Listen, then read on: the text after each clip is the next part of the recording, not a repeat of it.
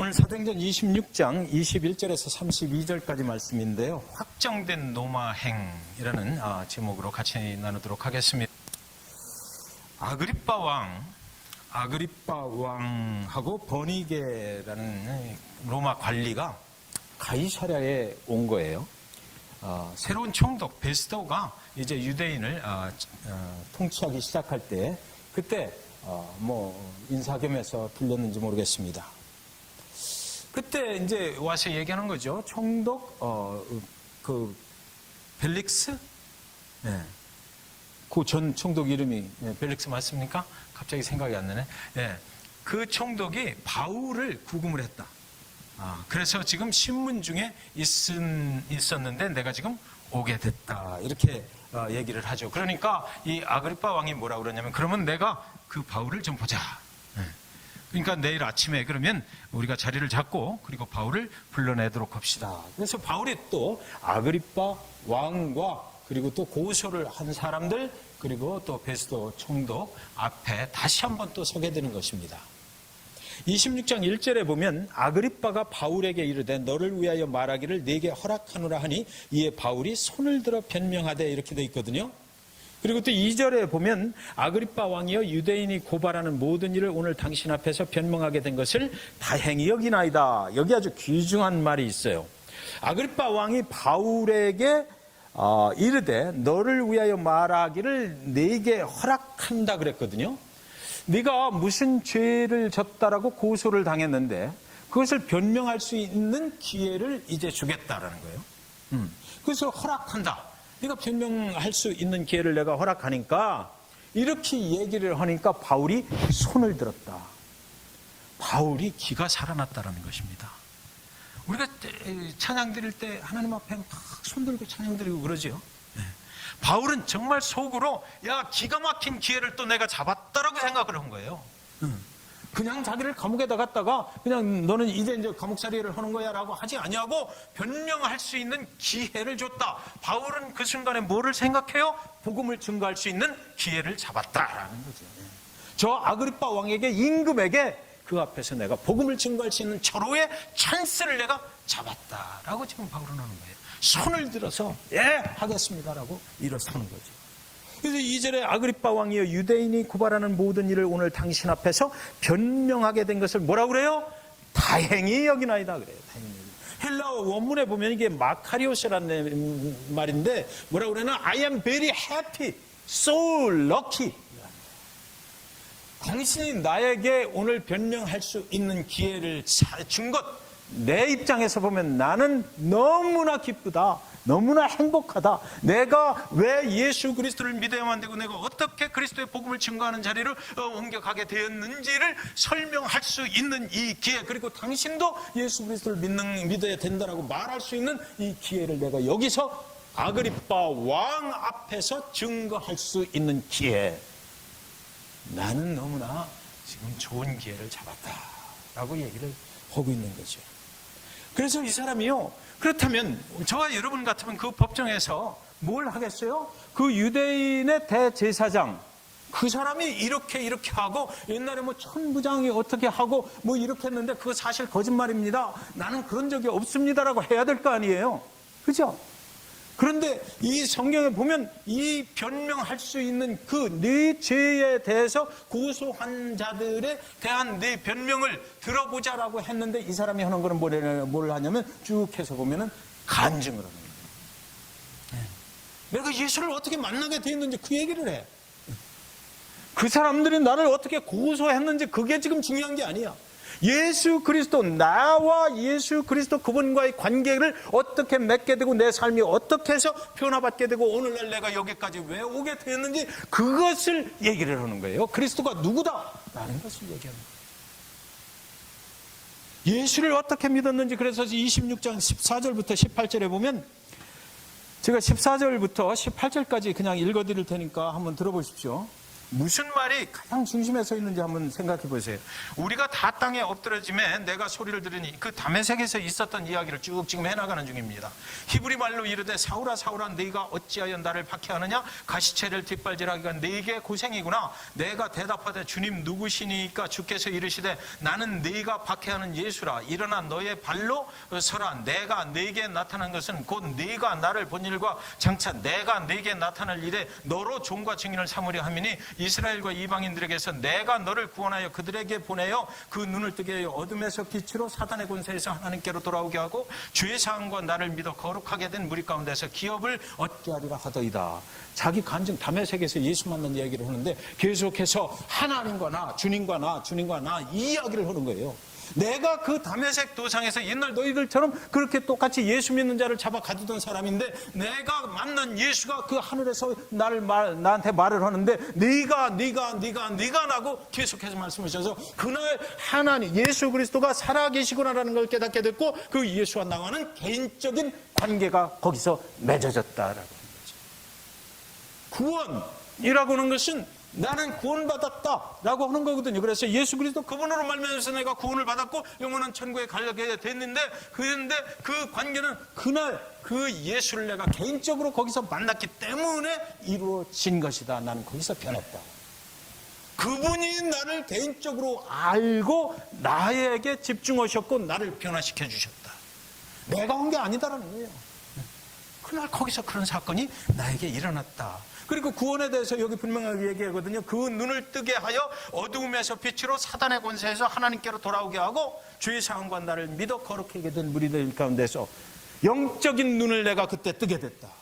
그런데 여기 보면 그래서 내가 이제 그 이방인들에게 그 복음을 내가 만난 예수 그리스도 그분을 복음을 들고 나가서 전하는 그런 사명을 받게 됐다라고 얘기를 해요. 그래서 나는 지금 이렇게 살아간다는 거죠.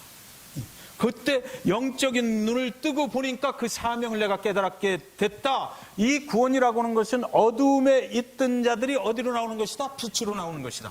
이 구원이라고 하는 것은 사단의 권세에서 하나님께로 돌아오게 하는 것이다라는 것입니다. 그래서 나는 이걸 깨닫고 그 사명을 받아서 난 그 일을 지금 하고 있다는 것이에요. 자, 이 사도 바울이 구원의 간증을 딱 해요. 내가 구원받은 경험이거든요. 그 구원받은 경험 플러스 뭘 하냐면 내가 받은 사명.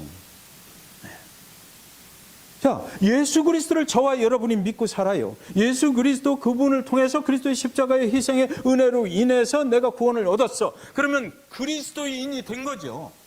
침례 받고 이제 그리스도인이 됐어요. 그래서 그리스도인이 된 다음에 곧장 따라오는 것이 뭐냐면 하나님의 영광, 나의 영광을 위해서 살던 사람이 하나님의 영광을 위해서 살고 내 이름을 높이기 위해서 살던 사람이 이제는 나를 구원해 주신 그리스도의 이름을 높이면서 사는 거예요. 그것을 우리는 사명이라고 하거든요. 각자에게 그리스도인들 각자 개개인에게 사명을 주셨어. 그래서 어떤 사람에게는 뭐 설교자가 되게 하고 어떤 사람에게는 또 뭐 교회를 치려는 일을 하게 하고 어떤 사람에게는 선교사가 되게 하고 뭐 어떤 사람에게는 또 가정을 잘 복음으로 이렇게 증거하면서 살게 하고 여러 가지 일들로 교회를 잘 뭐 섬기게 하시고 여러 가지 사명 은사를 주셔서 그 사명의 길을 가게 된다. 누구한테? 그리스도인들은 그것이 따라온다는 거죠. 오늘날 저와 여러분 잘 생각해 보십시오. 오늘날 하나님을 따라서 사는 사람들, 그리스도의 백성들, 그리스도인이라고 칭함받은 자들 가운데 만약에 이 사명이 사도 바울이 했던 것처럼 내 사명은 바로 이거야 라고 하나님의 영광을 위해서 그리스도의 이름을 위해서 내가 그 길을 계속 가기로 그 이제 변화받은 다음에 그리스도인 된 다음에 그 사명의 길을 다 우리가 갈 수만 있다면 아무런 문제가 없죠. 문제가 어디서 나요? 그리스도인 된 것으로 주저앉기 때문이다. 그리스도인 된 것으로 그냥 주저앉아버려요. 영원한 천국은 이제 한 번 구원은 영원한 구원이니까 나는 구원받았어. 됐어. 지난 주일에 가지고 왔던 찌그러진 상처들 이번 주일에도 또 가지고 와. 와서 또 하나님 앞에 나 상처받았으니까 위로해 주세요. 위로 받고 은혜 받았습니다. 나가. 그 다음 주에 또 올 때 또 그런 찌그러진 상처를 그대로 가지고 와. 이것이 왜 그런지 아세요? 사명이 없기 때문이에요. 사명을 가지고 있으면 이런 일이 절대로 일어나질 않아. 상처 있어도 오늘 하루로서 좋게 내가 그것을 하나님한테 치료받았고 하나님께서 나를 위로해 주셨어. 그리고 나서 나는 치료받은 자로 회복된 자로 돌아선 자로 이제 내 갈 길은 사명의 길이야. 그래서 결박과 환난이 온다 해도 더 이상은 상처 안 받아. 나는 가는 거예요. 사도 바울이 그렇게 하는 거죠 지금. 네. 사도 바울이 계속해서 옛날에 뭐 자기를 죽이려고 했던 사람들 뭐 이런 사람들의 상처만 가지고 있으면 지금 계속 갈 수가 있겠어요? 없죠. 계속해서 뒤돌아가서 어떻게 하면 복수하나 이 생각만 하게 될 거라고요. 그리스도인이 된 것, 내가 구원을 얻은 것 플러스 사명, 내가 갈 길은 이거야. 가는 거예요. 네, 가는 거예요. 지금 사도 바울 성경 본문에서 우리는 볼 수 있어요. 이 사도 바울이요, 지금 계속해서 그런 복음을 증거할 수 있는 그런 기회를 만나기만 하면 뭐를 해? 구원의 간증을 하는 거죠. 지금 벌써 몇 번째입니까? 계속해요. 계속 똑같은 얘기, 또 다메섹에서 만났는데 또 그렇게 됐어. 다메섹에서 만났는데 또 그렇게 됐어. 가는 데마다 만나는 사람마다 자기 구원의 간증을 하는 거예요. 난 그렇게 해서 그리스도인이 됐고, 그리고 나서 나는 이제 사명자의 길을 간다. 죽고 나서 하나는 그 길을 가는 사람이다라는 거죠. 여기서 내가 재판 결과가 나를 감옥에 집어넣든 뭐 하든 난 관계없어. 난 그리스도인이 됐고 난 사명자의 길을 가. 그 사명자의 길이라고 하는 것은 뭡니까? 담대하라. 내가 결박과 환난을 예루살렘에서 만나고 또 로마까지 갈 때 그런 일이 계속 있을 것이다. 그러나 담대하라. 내가 너를 도와주리라. 그 가는 거죠. 가는 거예요. 그러니까 사도 바울의 모습 속에서 우리가 하나도 발견되지 않는 것이 있는데 이것이 뭐냐면 두려워하는 거예요. 절대 두려워를 안 해. 아유, 어디에서 그 매를 맞아가지고 그냥 담 밖으로 쓰레기처럼 집어 던져버렸는데도 다시 일어나서 또 나는 갈 길 가. 네. 그거거든요. 저한테는 엄청나게 도전을 주더라고요. 이 말씀 속에서 제가 엄청 도전을 받는 거예요.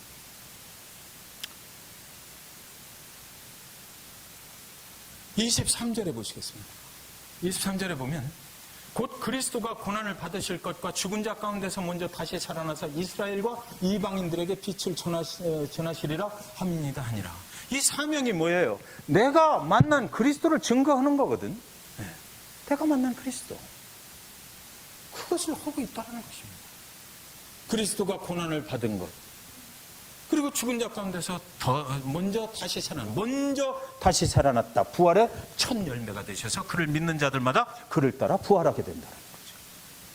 이때 당시에 가장 큰 문제가 이거 부활이었거든요. 사도계 바리새인들이 이거 믿지를 않았어요. 그러니까 사도 바울이 나도 옛날에 그거 믿지 않았던 바리새인 중에 바리새인이었다라고 하는 거예요. 그런데 나는 변했다 이거지. 내가 부활하신 예수를 거기 다메섹 도상에서 봤으니까, 만났으니까, 그분이 나는 살았다라고 거기서 얘기를 하는 걸 내가 똑똑히 들었으니까, 보고 들은 것을 내가 증거하는 중이다라는 것입니다. 그러니까 그것을 모르는 자들이 이 사람의 눈에는 한없이 안타깝게 보인다라는 거죠. 구원받고 사명을 가지고 살아가요. 자, 보십시오. 지금 거기 그 상석에 앉아있는 사람들은 누굽니까? 최고의 권력자들이거든요. 왕, 총독, 뭐 이런 사람들, 또 고소를 하는 사람들은 대제사장, 유대인의 종교 지도자들, 이런 사람. 지금 이 신문을 당하고 있는 사도 바울의 모습은요, 옛날에 그랬어요. 예수 그리스도 만나기 전에 이 사람들이 부럽지 않았어. 자기도 젊은 나이에 이제 곧 그런 자리에 올라갈 정도의 그런 아주 유능한 사람이었거든, 세상적으로. 권력을 쥘 만큼 쥘 수 있는 정도의 아주 학문적으로도 굉장했던 그런 사람이었고, 세상 사람들이 다 유능한 자라고 칭찬해주는 그런 앞날이 창창하게 보장된 사람이었는데, 예수 그리스도를 만나고 지금 이 법정에서 신문을 당하고 있는 사도 바울은 초라한 거지 같아. 그동안은 옷이나 제대로 갈아입고 뭐 그랬겠어요. 질질질질 매일 끌려다니는 거죠. 사람 취급을 제대로 받았겠느냐고요. 길바닥에 버려진 어떤 뭐 거지 같았겠지. 그런데 지금 성경에서는 세상의 권력을 지닌 자들과 복음을 가지고 있는 자를 비교를 하는 거죠, 지금. 사도 바울은 한없이 초라해 복음을 가졌다는 것, 예수 믿고 구원을 받았다는 것 때문에 나는 이렇게 세상적으로 볼 때는 아무 힘이 없는 사람 같아. 그러나 그의 심령을 통해서, 영혼을 통해서 터져나오는 그 복음의 메시지, 구원의 간증은 이 사람들은 아무것도 아닌 거야. 영혼은 하늘에 있는 거야. 하늘의 능력을 받은 자거든요. 세상을 마치 뒤집어 엎어버릴 것 같은 그런 음성으로 지금 자기의 구원의 간증을 하고 있단 말이죠. 나는 죽어도 그 길을 가는 거야. 라는 거지. 난 죽어도 그 길을 가야. 그러니까 구원의 간증을 듣고 있던 이 총독 베스도가 뭐라고 그러냐면 24절에 보면 바울이 이같이 변명하며 베스도가 크게 소리내어 이르되 바울아 너희가 미쳤도다. 네 많은 학문이 너를 미치게 한다. 이 베스도가 바울이 옛날에 어떤 사람이었던지를 알아요. 너 배울 만큼 배우고 가말리엘의 거기서 교육을 참 잘 받은 사람, 유능했던 사람. 네가 too much information, 그래서 정보를 너무 많이 습득을 해서 내 머리가 좀 이상하게 된 모양이다 하는 거죠, 지금. 너 미쳤다. 미쳤다라는 것은 뭡니까? 정상적인 사람이 볼 때 정상적인 행동을 하지 않는 사람을 미쳤다고 그러거든요. 아주 돌발적으로 이상한 짓을 하는 사람들이에요. 어렸을 때 저도 보니까 미친 사람이 저희 동네에 있었는데 비가 오면 나와, 이상스럽게. 다른 사람들은 비가 오면 들어가잖아요. 비가 오면 나와서 돌아다니면서 괜히 낄낄낄낄 웃고 다녀요. 정상적인 사람이 볼 때 완전 비정상이지. 그걸 미쳤다고 그러는 거예요. 그러니까 베스도가 지금 바울 보고 또 미쳤다라는 거예요. 완전 미쳤다 이거죠. 근데 도대체 이해가 안 된다 이런 겁니다. 그리스도 예수 때문에 바울은 세상이 이해할 수 없는 사람이 됐다.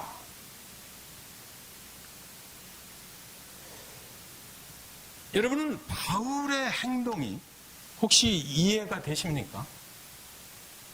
바울의 행동을.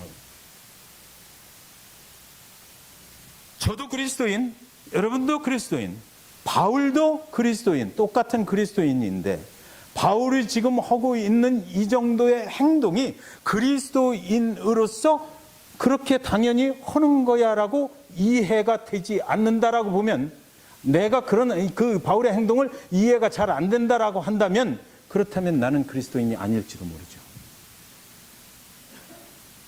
그리스도인으로서 너무나 당연한 일을, 복음을 증거하는 일을 지금 바울이 하고 있는 거거든요. 나를 살리신 그 예수를 위해서 내가 예수를 섬기고 그 복음을 증거하는 일을 지금 하고 있는데, 세상의 그리스도를 모르는 자들이 볼 때 이상하다, 미쳤다. 그럼 저와 여러분이 그 바울을 지금 볼 때 이상하다, 저렇게까지 할 수 있나? 저 회개했어요. 제가 그동안 설교하면서 사도 바울 이야기하면서 그런 얘기 말씀 많이 드렸거든. 정말 바울은 기가 막히다. 어쩌면 이럴 수가 있나? 제가 잘못된 거죠. 저도 바울과 똑같아야 되는 거잖아요. 그리스도인이니까. 근데 왜 그리스도인으로서 하는 바울의 행동이 나한테 이상하게 보여? 기가 막히게 보여? 내가 문제가 있는 거죠. 그 사람은 정상인 거예요.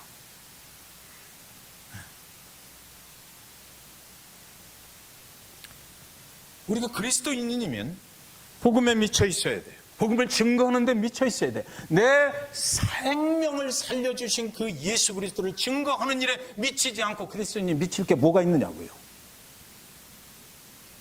다시 한번 말씀드릴게요. 오늘날 왜 이렇게 그리스도인들조차도 혼란스럽고 교회가 혼란스러워요? 미쳐 있는 것이 다른 데 있기 때문에 그래요. 그리스도인이 돼 있지만 그러나 사명도 없이 돈에 미쳐 있고, 건강 지키는 거 미쳐 있고, 섹스, 마약 이런 데 미쳐 있고.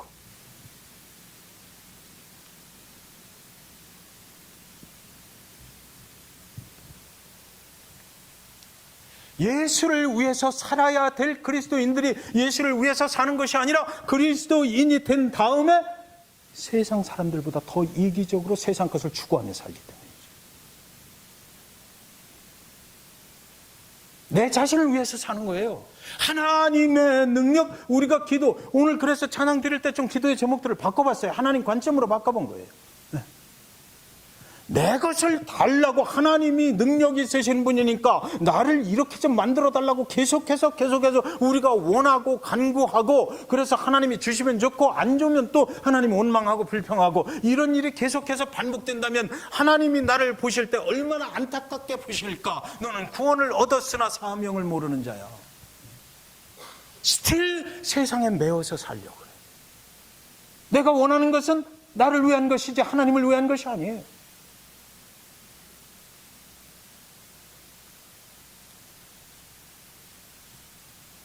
우리는 세상 사람들이 볼 때 세상 사람들과 달라야 되는데, 세상 사람들이 그리스도인들을 볼 때 세상 사람들과 다를 바가 없다 라면 문제가 심각한 거죠. 사실은 나를 위한 내 사명과 내 계획은 있어요. 그러나 그리스도를 위한 사명을 가지고 있지 않다. 세상이 우리를 보고 놀랄 일이 아무것도 없다라면 문제가 심각한 거죠. 잭슨빌 중앙침례교회 성도들을 세상에 그리스도를 믿지 않는 사람들이 보고 놀랄 일이 아무것도 없다. 우리나 그 사람들이나 거의 그게 그거고 그게 그거야. 똑같아. 밖에 나가서 교회 험담할 때 똑같이 다 하고, 밖에 나가서 성도들 험담할 때 똑같이 다 하고, 다른 게 뭐가 있어야지. 그렇다고 그러면 빅 프로그램인 거죠. 구분이 안 되니까.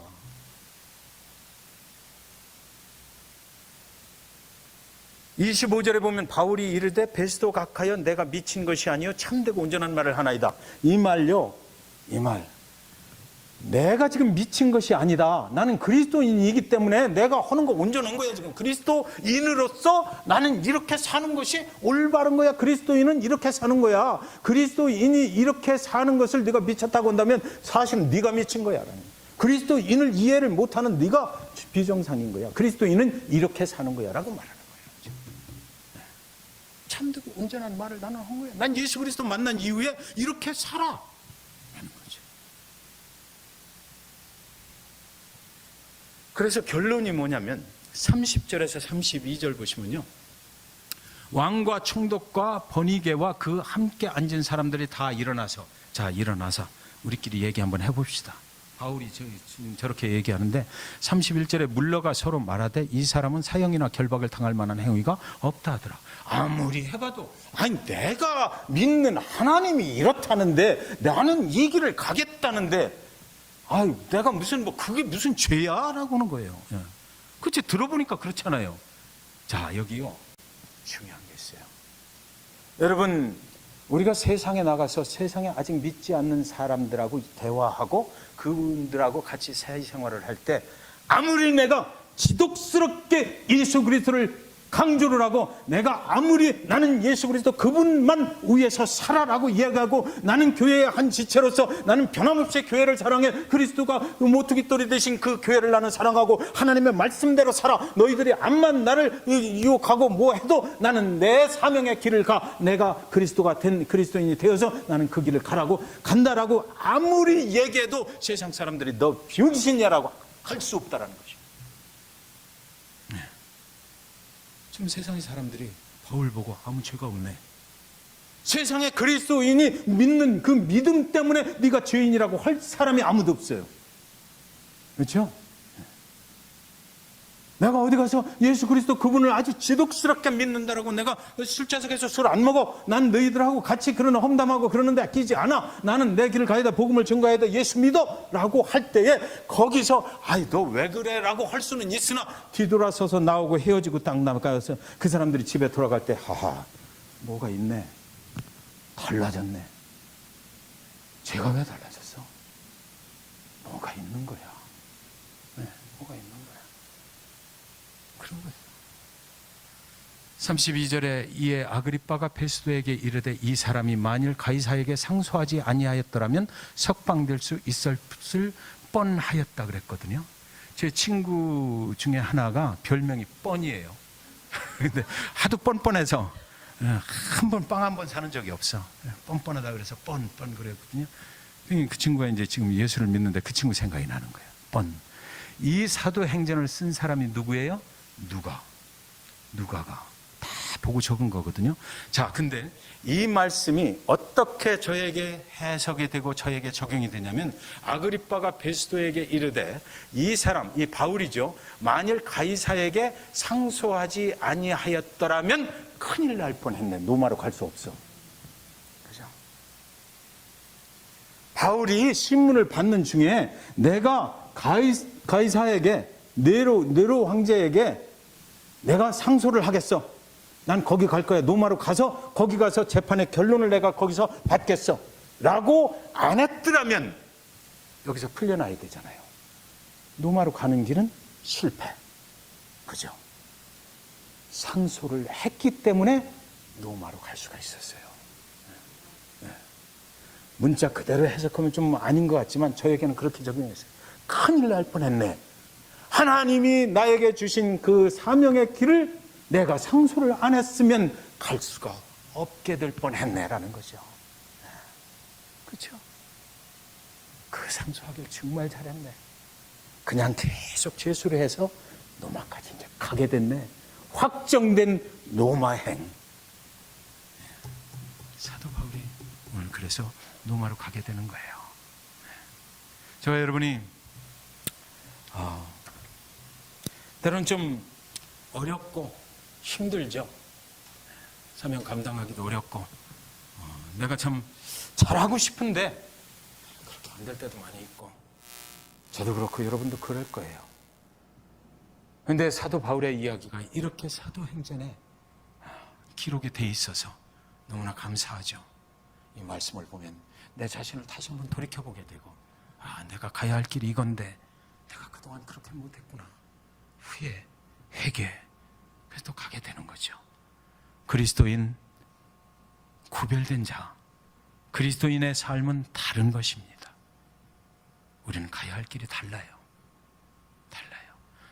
개인적으로 저도 여러분도 많이 부딪히는 거 있어요. 저는 오늘 이 말씀 정리하면서 결론을 냈습니다. 아까 말씀드린 거, 부딪히는 길, 그 길을 내가 택한다. 부딪히는 길이 있으면 내가 그 길을 택함으로 인해서 세상 사람들이 구별된 자구나 알게 될 것이다. 저와 여러분이 그런 축복 가운데 하나님 앞에 많이 쓰임 받으시기를 주님의 이름으로 간절히 축원드립니다.